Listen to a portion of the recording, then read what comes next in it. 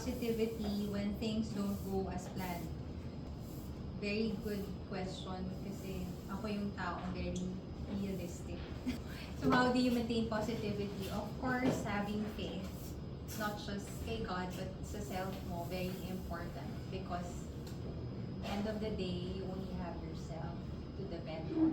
I guess yung confidence mo sa self mo, very important, and yung tiwala. So, one thing that helps me is to look for things I'm grateful for every time I feel negative.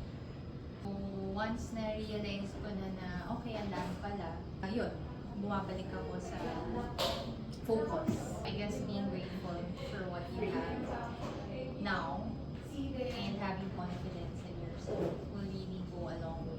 For me, Spam, it's having faith in herself and confidence. Let's proceed with other colleague. Hi, Shell. I have a question for you.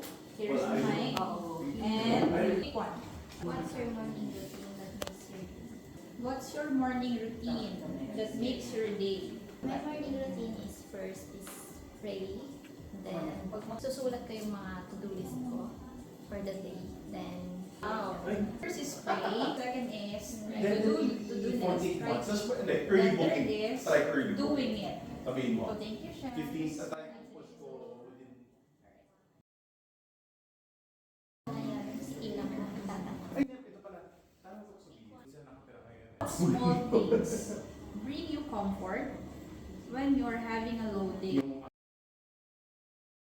If I'm having a low day, what I usually do is I go to coffee shops. Gusto ko ng coffee.